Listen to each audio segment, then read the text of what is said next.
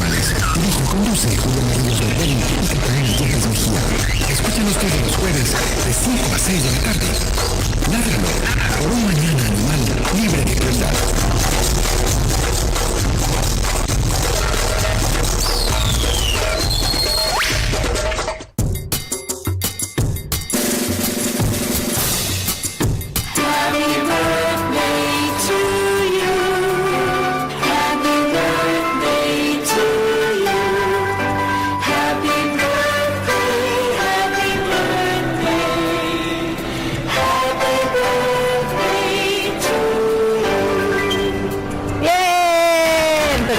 Está sola.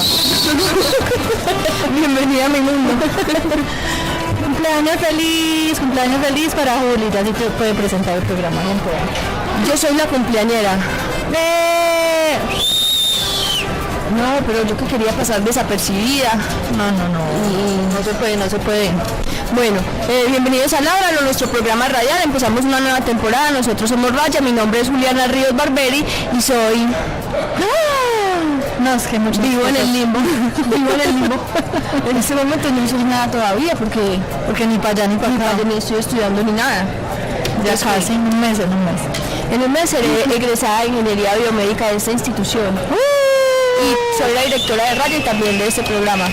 Mi nombre es Catalina Yepes, médica veterinaria de la Corporación Raya y codirectora de este programa. Y hoy tenemos como invitada a una persona que ya había estado antes aquí hablándonos de su proyecto, ¿cómo se podrá decir eso?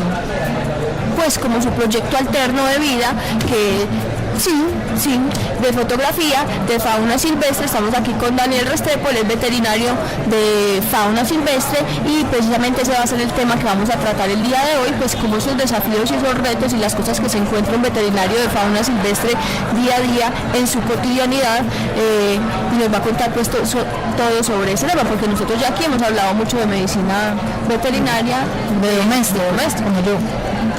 Pues no doméstica como yo, sino doméstica como a lo que yo me dedico. Bueno, ¿qué más, Daniel? ¿Cómo estás? ¿Qué más? ¿Cómo están? ¿Bien o no? Muy bien, muchas gracias. Daniel, no sé si recuerdas que en este programa tenemos como unas preguntas que le hacemos al invitado. Te las vamos a volver a hacer, no importa que ya las hayas respondido, ¿listo? No hay ningún problema. Bueno, entonces hablando de... No hemos contado que estamos en los exteriores. Ah, sí, hoy estamos en el exterior, en la plazoleta. Pueden ir y venir la universidad, la que queda entre el bloque C y el bloque D. Yo no sé cómo se llama esta plazoleta. ¿Cómo se llama esta plazoleta? Esto se llama Mangos. Mangos es aquella, la de arribita de Mangos.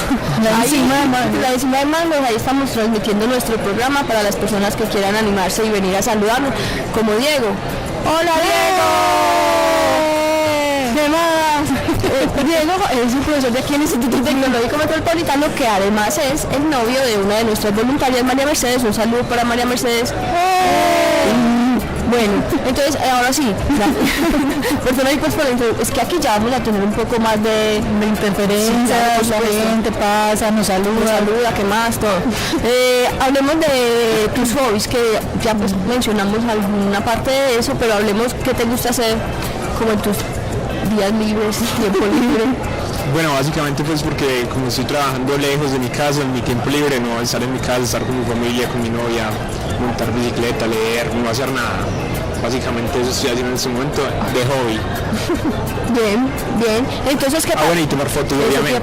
¿Qué pasó pues con eso? No, nunca. Siempre se tiene que tomar fotos. Bueno, Daniel, vos estás trabajando en el Parque Nacional Natural, ¿así se dice? ¿Natural sí. Nacional o Nacional Natural? Parque Nacional Natural. Chingaza. Así es. Bueno, ¿qué estás haciendo allá? Contémosle un poquito a nuestros oyentes cuál es tu trabajo allá, qué te toca hacer. Bueno, actualmente pues sigo tratado para darle manejo a un tema que tenemos allá, un problema que hay con especies invasoras. Básicamente el parque ha priorizado 3 especies, 2 son animales, una es una especie vegetal. Los animales son perros y trucha. El problema con los perros es grave porque no solamente entran al parque y matan venados y matan de venado por abajo lo que les quepa en la boca, sino también porque pues pueden transmitir enfermedades a los animales silvestres que están allí y adicionalmente competir directa o indirectamente con otros depredadores.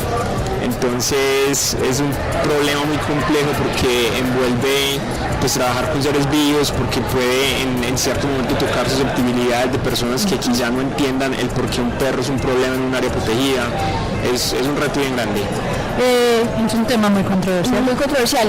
Nosotros ya hablamos de ese tema aquí con Andrés, que vino a hablar pues precisamente pues como de la problemática de los perros y los gatos en esas partes, toda la devastación pues que esos animales, que nadie está diciendo nada malo de ellos, pero que ellos no son los malos, sino malo el manejo que le hemos dado a toda esta situación los seres humanos. Exacto, es un problema muy grande. Es un problema muy grande. A ver, si planteamos las áreas protegidas en Colombia, o sea, los parques nacionales en este caso, como islas, porque realmente pues se terminan volviendo unas islas de biodiversidad. En el caso específico de Chingaza, pues está completamente rodeado por 11 municipios, ambientes urbanos y rurales, y solamente en unas veredas que están priorizadas hay más de 450 perros que tienen, digamos que unas condiciones de manejo, de tenencia que aumentan mucho las probabilidades de que ellos puedan abandonar su casa buscando un destino diferente. Además, porque también culturalmente en la región se caza, entonces utilizan los perros como herramienta de cacería. Si no los manejan bien, simplemente los perros vagan por ahí errantes hasta que encuentren, pero obviamente tienen que subsistir. Claro. Es un problema supremamente complejo. Uy, si quién es la flora. Hay una especie que si uno sube por acá por la vía del Escobero la ve, se llama retamo espinoso, es una especie vegetal que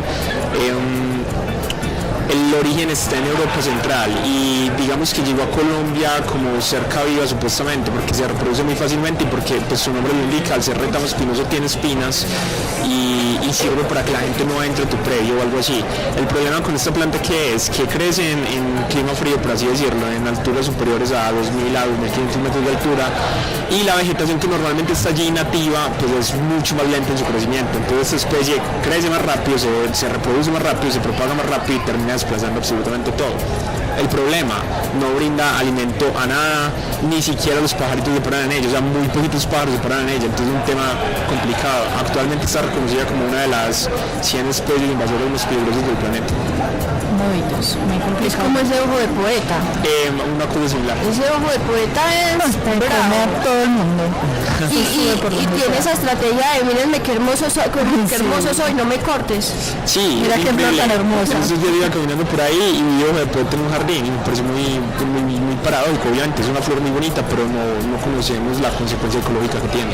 Es horrible, pero es así súper coqueta, pues es que es toda bonita, ese color todo brillante, y uno como, ay no, la arranco, sí, hay que arrancarla. Bueno, vea, nosotros no hablamos de las noticias de la semana, pero ni siquiera sabría de qué noticia hablar, ya que ha pasado tanto tiempo desde la temporada anterior, pero han pasado muchas cosas, por ejemplo, que se suspendió la consulta antitaurina en Bogotá, por una decisión del distrito, pues se decidió suspender la que estaba programada para hacerse el 13 de agosto, pues no se hizo, y estamos esperando a ver qué va a pasar con eso. De todas maneras, pues a todos nuestros oyentes les recordamos que estamos haciendo la recolecta de las firmas Colombia sin toreo, que buscan, que no constituyen un mecanismo legal, simplemente buscan presionar al Congreso de la República para que apruebe la ley que elimina las corridas de toros del territorio nacional. No es una cosa legal, no es un referéndum, simplemente es un mecanismo de presión, y entre más firmas tengamos, pues obviamente los congresistas que buscan votos, que es pues todos, finalmente, sí, pues sí, van a ver ahí, que hay mucha gente en Colombia que quiere que esto pues definitivamente desaparezca, porque yo, como ya les he dicho muchas veces en este programa, pues estoy completamente en desacuerdo con que existan las corridas, pero mejor me voy a medir. Próximamente van a ver también un pequeño resumen de un evento que fue la semana pasada, donde se socializó este tema, la situación que ahora la Corte Constitucional dice que va a pasar si ya el maltrato animal está legalizado, pues es una cosa penal, tiene un castigo penal.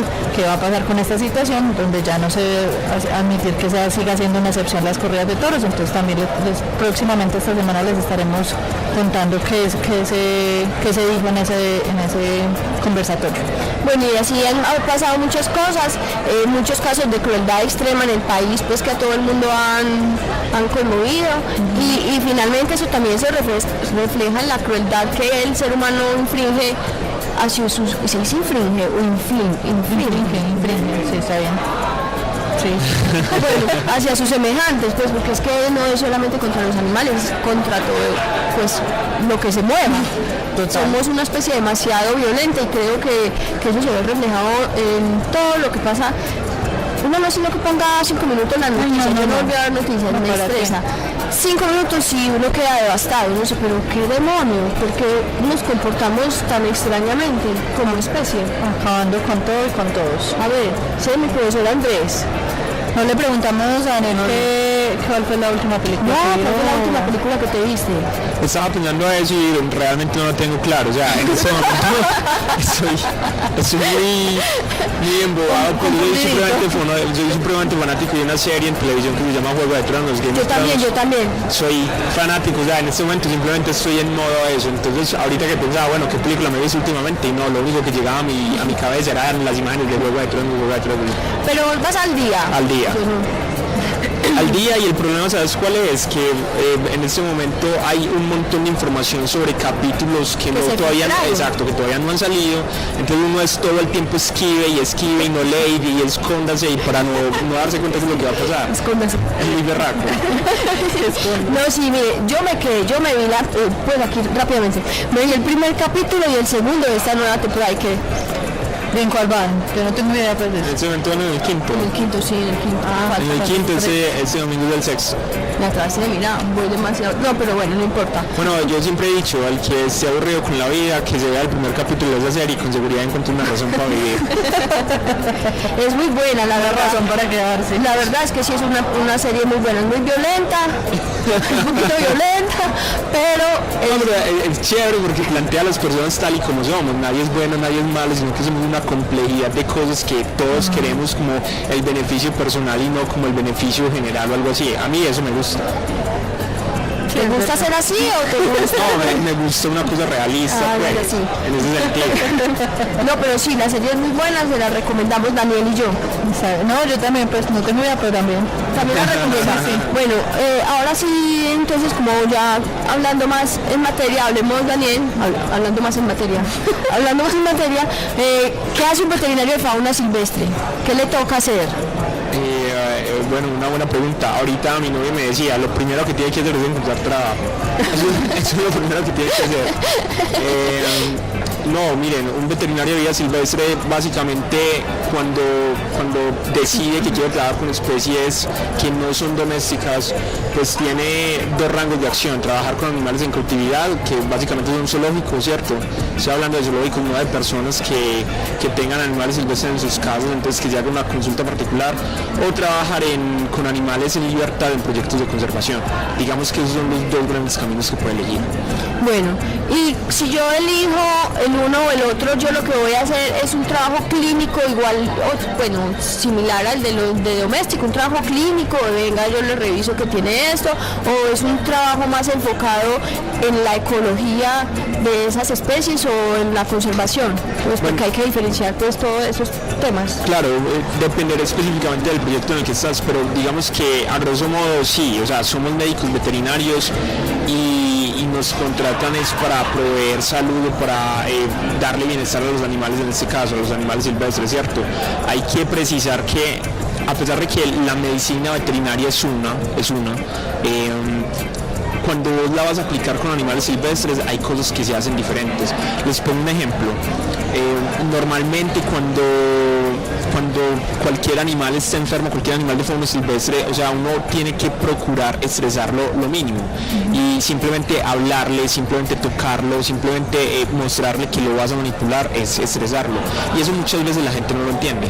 Entonces normalmente cuando uno toma la decisión de intervenir ante cualquier enfermedad que tenga un animal silvestre hay que hacerlo todo de una. Entonces escoge el momento indicado del día para darle todos los medicamentos que hay que darle. De hecho, los medicamentos muchas veces se eligen no porque quizás sea el más indicado para tratar esa patología, sino porque el tiempo de administración te permite ofrecerlo cada 24 horas. Entonces son cosas que siempre tenemos que estar evaluando a la hora de tratar un animal. O sea, hay que jugar con muchos otros factores, porque igual no lo tenés ahí tampoco, pues, o sea, la manipulación, el que no, pues, no es como el perro coja los 2 o 3 veces en el día. Total, imagínate un jaguar, por ejemplo, un jaguar para manipularlo lo tenés que anestesiar. Simplemente para vos ponerle una mano encima, seguramente lo tienes que anestesiar. Entonces, imagínate tú anestesiándote un animal cada 8, cada 12 horas. Sí. Es complicado. No, y más complicado que peligroso, pues, súper peligroso para el animal, y para el animal también, pues, para la vida. Bueno. Daniel, cuando pues tenemos como muy claro el tema de la zoonosis con animales domésticos, ¿cierto? Y de pronto los veterinarios que nos dedicamos a domésticos pues tenemos ciertas precauciones, pero creo que son mínimas comparado con lo que ustedes se tienen que proteger tratando fauna silvestre. ¿Que el riesgo es mayor? ¿Qué otras condiciones hay que manejar? Sí, mira, realmente cuando trabajas con animales silvestres sí se está expuesto a un riesgo mayor. Yo les cuento una anécdota muy sencilla. Un día cualquiera estaba, de hecho el peor accidente que yo he tenido trabajando con animales silvestres no fue que me ha mordido algo ni que nada de eso. Estaba con una nutria, animales súper lindos, no sé qué, era una nutria que había sido recuperada de un caso de tráfico de fauna silvestre. Teníamos un tanque de unos 2.000 litros que normalmente se lo llenábamos un poquito para que ella pues nadara y algo. Lo que yo hacía era que se lo llenaba muchísimo. Imagínense un tanque pequeño, una piscinita, una punchera. Pues la nutria normalmente cuando se metía al agua ahí orinaba, ahí defecaba y ahí comía. ¿Qué pasó? Que sencillamente yo tirándole objetos al fondo para que ella se sumergiera y sacara piedritos y todo ese cuento, chapoteó el agua me cayó a mí en un ojo, pues la chapoteada me cayó a mí en un ojo. Sencillamente yo terminé lo que estaba haciendo, o sea, lo que debía haber hecho fue otra cosa, pero no, esperé a que ella terminara de jugar unos 5 o 10 minutos, la llevé nuevamente al encierro, fui y me lavé el ojo y la conclusión es que tuve una queratoconjuntivitis como por mes y medio, en el cual hubo un momento en que yo dije, yo nunca voy a volver a ver por este ojo, un momento en que veía súper mal. Entonces, sí estamos más expuestos y hay que tener pues como herramientas de protección diferentes y uno ser consciente de eso, porque a veces vos te vas relajando con el tiempo y las dejas de usar y ahí es cuando ocurren los accidentes. Usted se ha visto mi programa favorito que se llama Parásitos Asesinos.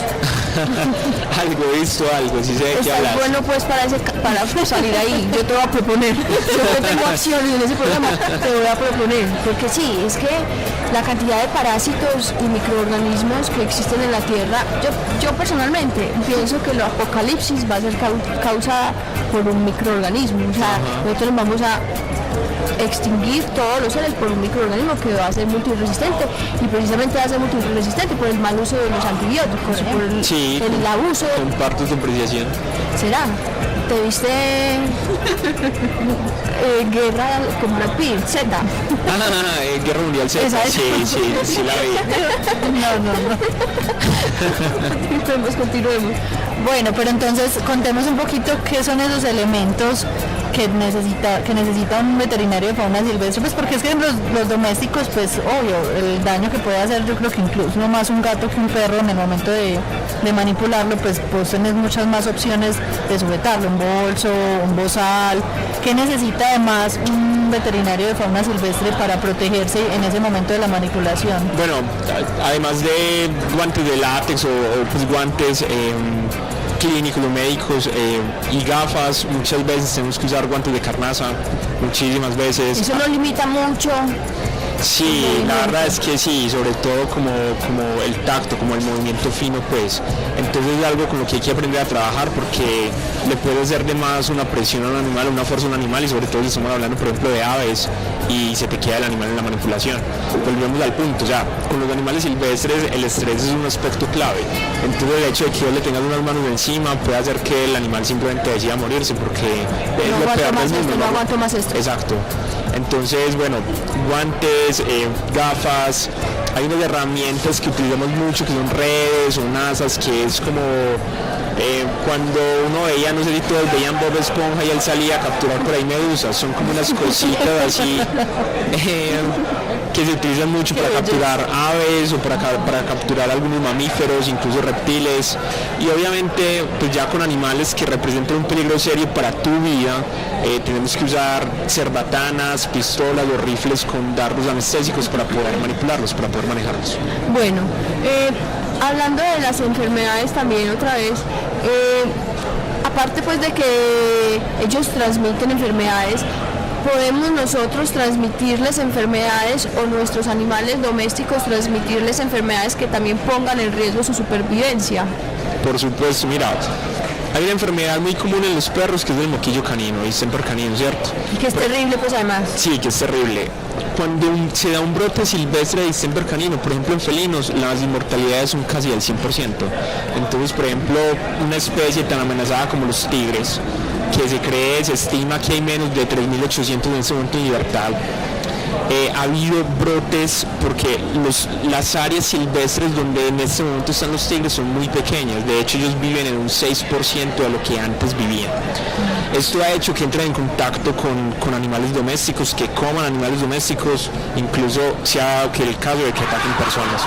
Cuando se han dado brotes silvestres de moquillo canino en tigres, hay mortalidades de 5, 10, 15 tigres en una misma área, hablando de un país como India, por ejemplo, donde estamos hablando donde, pues les digo, las poblaciones son mínimas.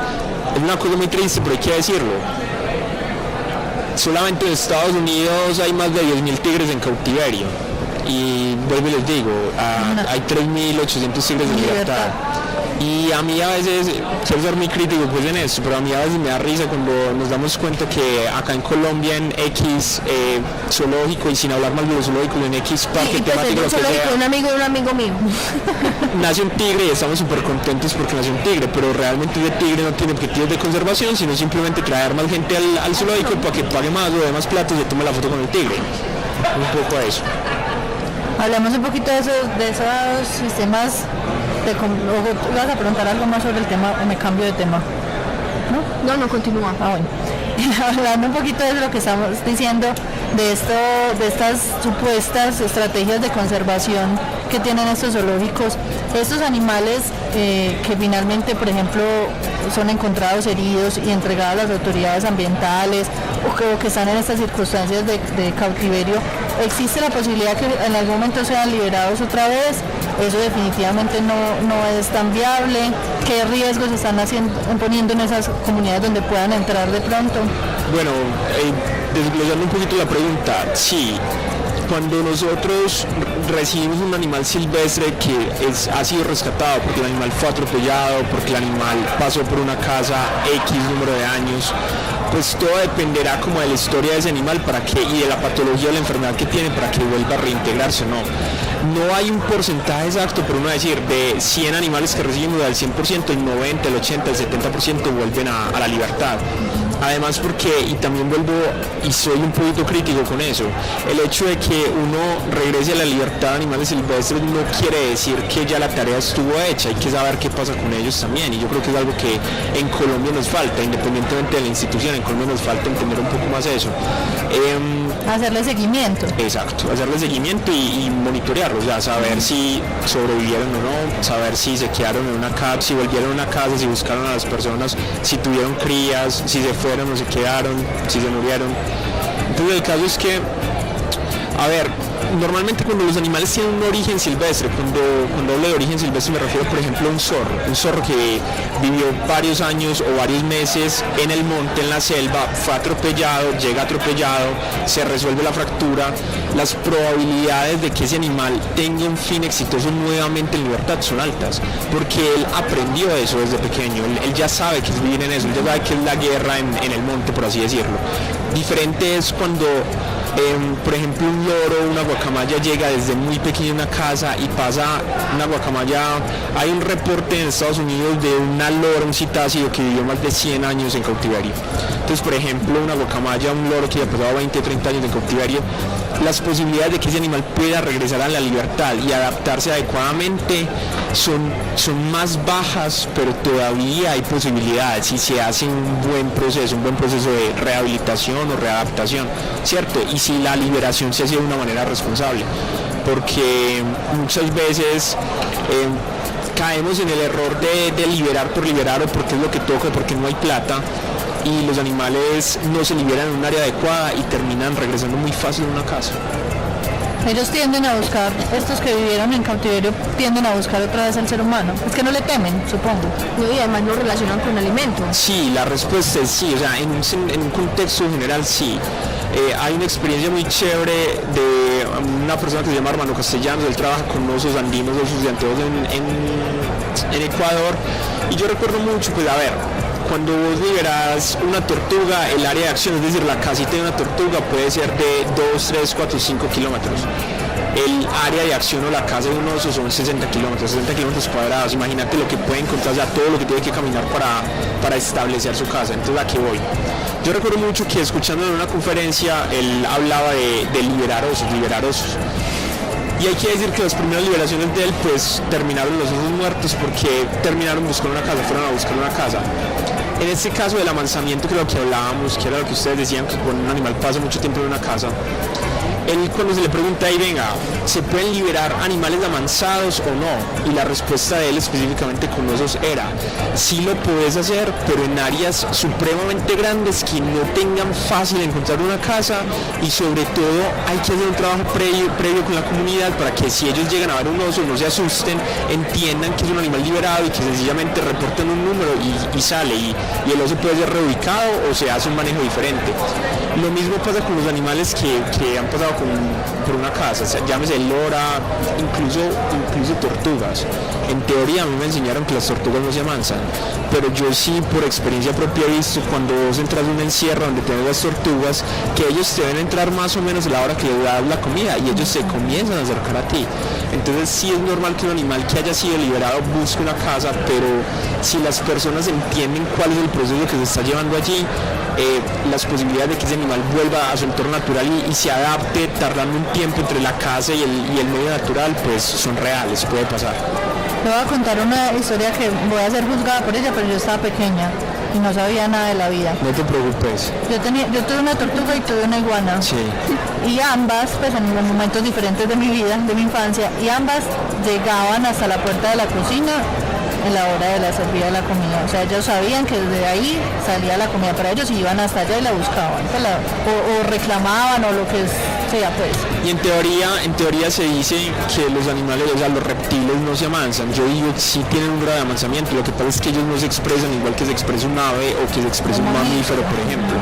Pero que se amansan. Es que los mamíferos son muy tiernos.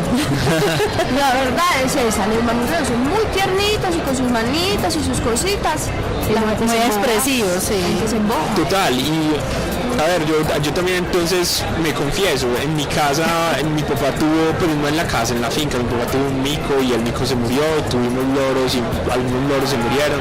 O sea, es una historia triste de vida de lo que pasa en estos animales en ese proceso de salir de la selva y llegar a una casa, pues muchos se mueren. Y pasa mucho con los mamíferos, cuando tú recibes un mamífero pequeño es como un dolor en el alma porque pongo ejemplos concretos, cozumbos o perros de monte, mapaches. Los mamíferos somos muy dependientes de los cuidados parentales para aprender. Los mamíferos necesitamos que la mamá y el papá nos enseñen cómo se casan, nos enseñen dónde se busca la comida, nos enseñen quién es el enemigo.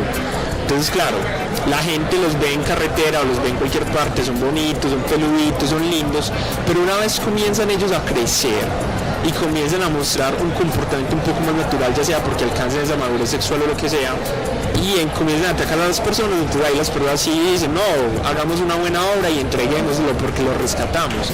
Y entonces llegan donde vos y la historia de todo el mundo, me lo encontré al lado de la carretera. Esas 8 de cada 10 historias son esas, me lo encontré al lado de la carretera. Entonces se reciben mamíferos y el proceso con los mamíferos es supremamente complejo.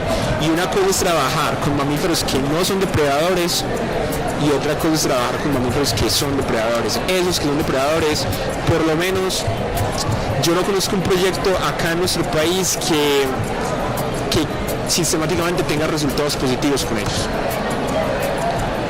Muy grave. Daniel, ¿qué especies con tu experiencia aquí en Colombia son las que más están sufriendo en este momento el tráfico? Yo te diría que por lo menos acá en Antioquia, el animal que más se trafica definitivamente son las tortugas, tortuga morrocoy, es el animal que más se recibe, y aprovecho para decir que es una situación muy triste porque esta especie está en peligro crítico de extinción en Colombia, es decir, está a un pasito de desaparecer en medio silvestre de Colombia, y cuando vos trabajas con autoridades ambientales te llegan en una semana perfectamente 8, 10 o 12, y el problema es que muchas de ellas llegan con unas anormalidades y con unas patologías tan tesas que dan ganas de llorar, o yo no sé. El problema con las tortugas es la gente piensa que ellas comen lechuga y tomate, y eso es lo que se les alimenta, y si uno va a estudiar la historia natural de una tortuga o a ver las tortugas cómo se comportan, nada es más falso que eso. Cuento un ejemplo sencillo. Un día cualquiera, estando trabajando en una finca, un jaguar mató una vaca. Pusimos una cámara al frente de la vaca muerta porque queríamos saber qué jaguar era y si estaba llegando con cachorros o no, y entre toda la información que pudimos recoger, las tortugas llegaban a comer de esa vaca. Las tortugas son excelentes carroñeras y de ahí obtienen fuente de proteína animal y fuente de calcio. ¿Qué pasa en cautiverio? Que no se les da una alimentación adecuada, se les deforman los huesos, se les deforma el caparazón, y son animales que algunos de ellos son inviables para volver a libertad. Y vuelvo y les digo, estamos hablando de una especie que está un pasito a desaparecer en medio silvestre, en vida silvestre. Y es que la gente ni cuenta se da que, pues como que no la consideran por una silvestre. Pues que yo tengo un solar, pues está súper bien en el solar, esa es la conclusión. Y no estoy hablando ni siquiera de estratos bajos, porque mi experiencia ayer en un colegio de un estrato social alto en nuestra ciudad, la mayoría de los niños me decían, ¿y las tortugas? Es que yo tengo 2 en el solar, es que como yo tengo jardín. Sí, es una situación compleja. Miren que lo que les contaba el día que hablábamos del proyecto de fotografía de 522, publicidad de 522, es que cuando tú le preguntas a cualquier persona, dígame cuáles son los animales silvestres que usted conoce, y te dicen camello, león, pingüino, pero les preguntas, ven, ¿la tortuga es un animal silvestre? No, la tortuga no es un animal silvestre. O sea, no tenemos la capacidad de reconocer esa diferencia entre qué animales han sido seleccionados genéticamente por los seres humanos para brindarnos algún beneficio y cuál es esa selección se ha dado de manera natural y no tiene ningún vínculo con el ser humano. No, y ni siquiera conocemos los animales de acá, o sea, se nos ocurren solo los animales de afuera. Exacto. El tipo zoológico, pues. Pero no importa, con tal de que quieran los animales, que quieran los que les... No, sí, pero lo que quiero decir es que no reconocen que es fauna silvestre. Pero porque Disney muestra el elefante, porque Disney... Yo lo que veo es que tenemos que hacer un trabajo muy grande con eso, porque yo pienso que si nosotros no reconocemos lo propio, no lo podemos valorar. Ni lo respetamos, ni lo protegemos. Entonces, si, por ejemplo, el tití gris o el tití cabecí blanco, cabecí de algodón, que son especies propias de Colombia, o sea, solamente vienen en Colombia, endémicas. Por ejemplo, el tití cabecí blanco ha perdido más del 90% del hábitat. ¿Qué pasa? Si nosotros no reconocemos que tenemos ese animal que es propio de Colombia, que es tan colombiano como nosotros, y llega cualquier día el político de turno o la persona que sea a decir, no, es que ese remanente boscodón de ese miquito hay que tumbarlo porque hay que hacer un aeropuerto, pues a nadie le va a importar. No, a nadie le va a importar, ¿me entiendes? O sea, chévere que el león... Yo los entiendo, yo simplemente estoy pues defendiendo a los leones también. No vale, a los leones hay que defenderlos también. No, pero no, eso es en serio, no. Pero también creo que hay que ir más allá de, yo no sé, es que me parece que el consumismo nos mató, o sea, ya es que van a tumbar unos árboles por allí para hacer un centro comercial, que para qué más centros comerciales, ¿cuántos centros comerciales por kilómetro cuadrado va a haber en Medellín tumbando pequeños espacios de bosque que no le servirán al del centro comercial, pero que quizá tienen un valor ecológico muy grande, primero de oxigenarnos nuestro aire, pues primero que todo, y segundo de mantener esa media bobadita, y segundo mantener pues como unos espacios adecuados para los animales. Pero yo también veo que la gente es muy cómoda viendo cómo construyen el centro comercial y nadie dice nada, nadie hace nada, todos nos quedamos es como esperando que el otro sea el que haga, o si protestamos después vamos al centro comercial y compramos en el centro comercial. Pues es que yo no quiero ser ni anarquista ni ningún tipo de radicalismo ni nada, pero uno tiene que aprender a hacer boicots, uno tiene que aprender a boicotear cosas que están destruyendo otras cosas que uno pues no sé, me enredé pues ahí, pero Sí, te entendí. No, pues yo te entiendo. A ver, en estos días hablaba con un venezolano que trabaja en conservación y me decía que a él le sorprendía a los colombianos como la capacidad que tenemos de importarnos nada todo, entonces que simplemente las cosas pasan, nosotros tranquilos, no hay problema. O mañana ponen una cosa que nos hizo olvidar y ya toda la indignación que teníamos ayer se acabó Porque hubo la selección colombiana. porque la señorita ex Miss Universo tiene un novio nuevo que es muy ricachón, pero resulta que no era tan rica, pues que tonterías tan grandes. Así es, solamente miren cuáles son las noticias más leídas en cualquier periódico de Colombia, miren qué es lo más leído y uno ahí se da cuenta de la sociedad que somos. Sí, estamos completamente obnubilados por el capitalismo y por las bobadas, por las puras Lo bobadas. banal. Pero bueno, no, continuemos con el tema de la fauna silvestre. Aparte de uno no propiciar el tráfico de fauna silvestre, uno no comprar fauna silvestre, uno mismo no coger animales de la fauna silvestre para llevárselos a la casa, ¿qué más puede hacer un ciudadano común y corriente para ayudar a mitigar todas esas cosas que están sufriendo esos animales silvestres a costa, pues, o como de origen humano? Bueno, por ejemplo, pongo ejemplos de si ves un animal herido en la calle, literalmente herido porque fue atropellado, porque se pegó contra un ventanal o lo que sea, es recogerlo, darle albergue y ponerse en contacto con las autoridades ambientales que aquí en Antioquia trabajan muy bien, la verdad hay que decirlo, trabajan muy bien. O sea, por lo menos se le da respuesta a la persona y se recoge el animal. Y hago una cuñita.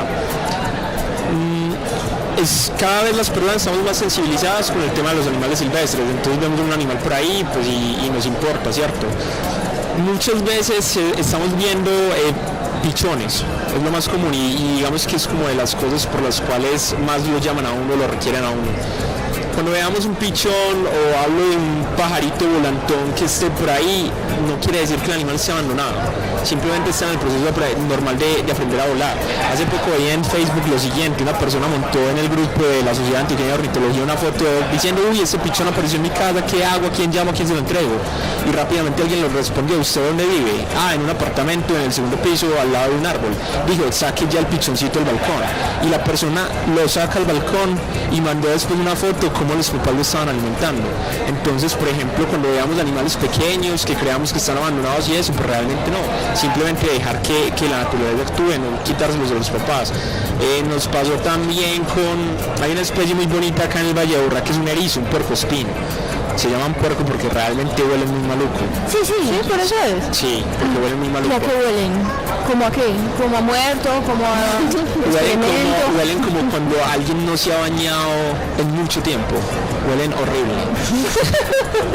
El caso es que, por ejemplo, en las fincas está pasando mucho que la gente no controla sus mascotas o en las casas periurbanas y en estas casas de estrato 6 que tienen un ambiente natural, se van a vivir toman un bosque para irse a vivir a un bosque, pero bueno, no controlan sus mascotas y es muy común que te lleguen los perros llenos de púas.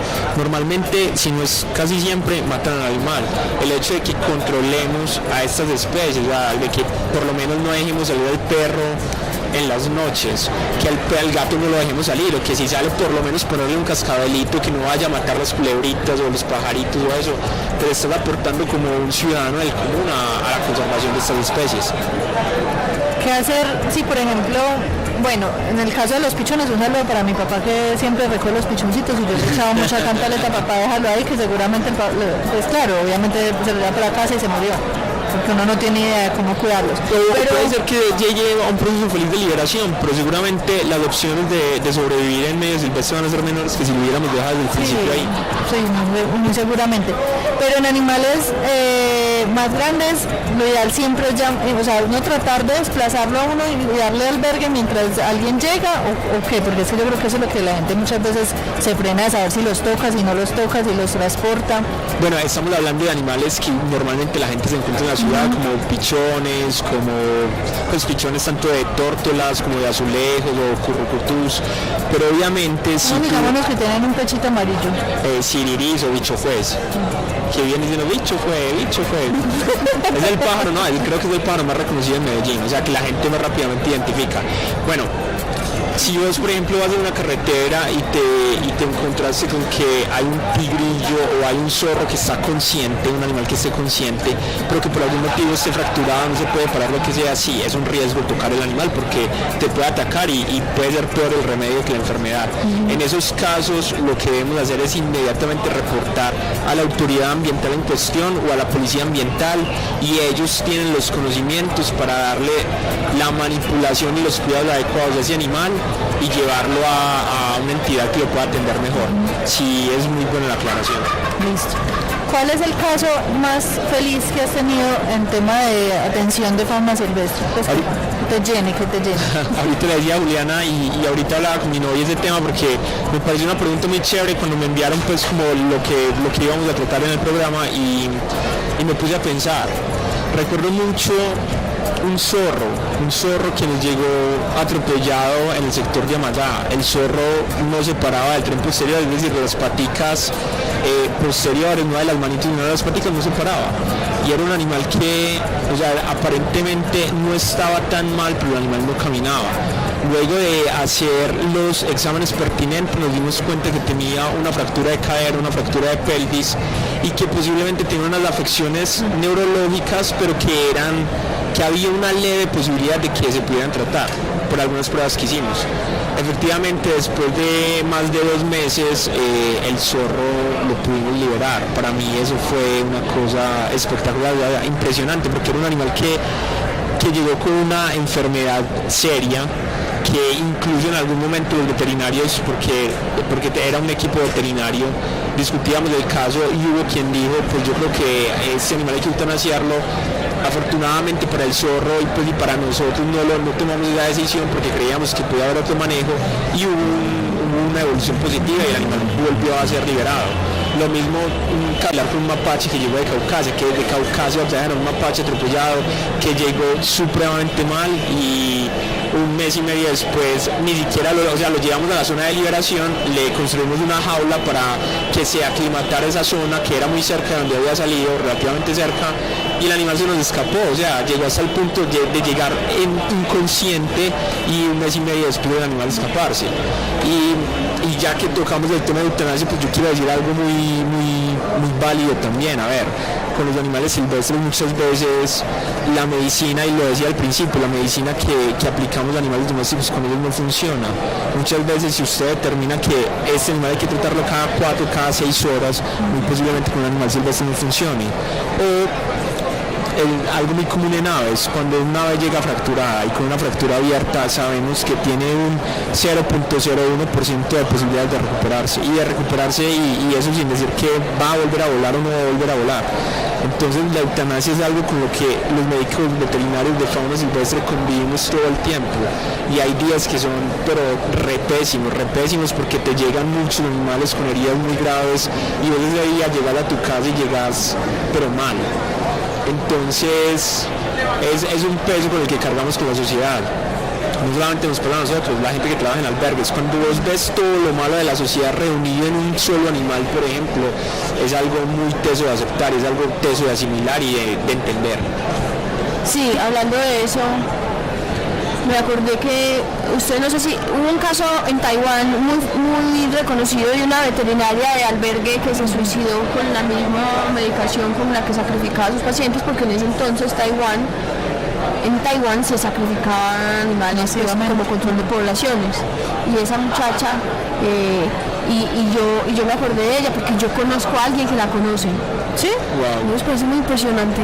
Impresionante. ¿Cierto? Sí. Y ahí es cuando uno dice lo de los tales 6 grados de separación. Sí, eso estaba pensando. Será cierto, porque yo digo, Dios mío, yo conozco a alguien que conoce a esa muchacha. Se murió pues ya, en paz descanse. Qué vaina. Pero sí es una cosa con la que hay que lidiar muy fuerte y que a veces la gente juzga sin de pronto ver más allá del trabajo que nos toca a nosotros como médicos veterinarios. No, y yo no creo que, pues obviamente ya en temas de control de población pienso que no es humanitario, pero pienso que la eutanasia es un procedimiento muy humanitario y que tal vez nuestra concepción religiosa nos ha impedido ver más allá de que es un asesinato, no, es adelantar lo que es inevitable. Lo que es inevitable, o sea, en cambio lo otro es posponer eso y dolor y sufrimiento que no van a llegar a ningún Freire, pienso yo.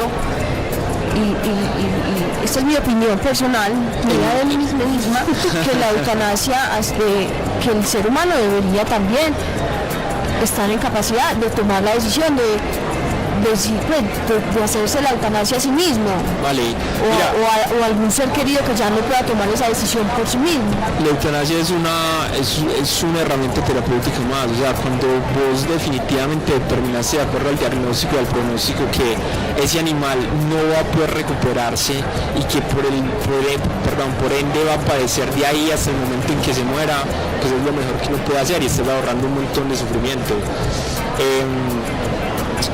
Yo recuerdo cuando yo salí de la universidad, que obviamente uno es médico veterinario y uno trabaja por salvar vidas y porque todo sea muy bonito, pero te das cuenta que la realidad es diferente y que muchas veces nos toca eutanasiar animales. Igual te digo, no es algo malo, lo estás haciendo porque es lo mejor para ese animal, porque es lo mejor para ese animal. Pues abro un paréntesis acá pequeño, hace 15 días tuve que eutanasiar mi gata. Y fue de las decisiones más difíciles que uno pueda tomar y puede ser la eutanasia que más me ha dolido, pero lo hice siendo plenamente consciente que era lo mejor. Sí, lo hice plenamente consciente que para mi gata eso era lo mejor porque no había nada más que hacer. Sí, es una decisión muy dura y a mí también me tocó a uno de los míos, pues a muchos que he tenido, pero a uno de los míos ponerla yo misma y yo creo que es bastante complicado, pero sí, es acabar con un sufrimiento innecesario. Ayer, ¿crees que nos falte algo más por mencionar, por decir?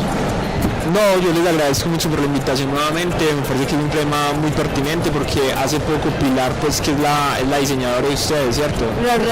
Realizadora, ahora no hemos hecho ningún agradecimiento. Pilar, no sé si nos estás escuchando, gracias por todo.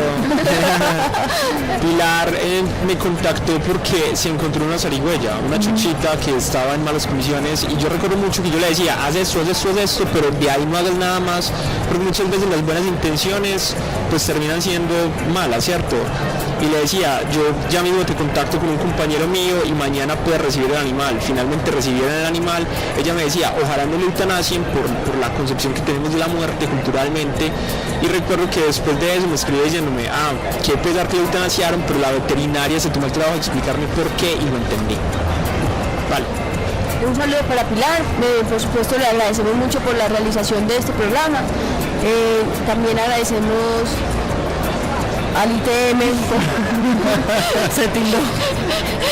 al ITM por facilitarnos este espacio, a Gretel Álvarez ella sí es la diseñadora, ya la que nos hace los dibujos, a José Julián Villa y Carlos Pérez por la música de fondo, a Andrés Fuentes. Sí, aquí no está, yo no lo veo. No, pero hizo las cortinillas. Sí, Andrés Fuentes por las cortinillas que todavía quedarán con nosotros para siempre. Y a todos sus profes que te van a grabar. Sí, específicamente. Diga cuántos años está cumpliendo. No, específicamente a mi profesor. Feliz cumpleaños. Gracias. Diga cuántos años está cumpliendo. Específicamente a mi profesor Andrés Vargas, que es mi profesor de trabajo 35.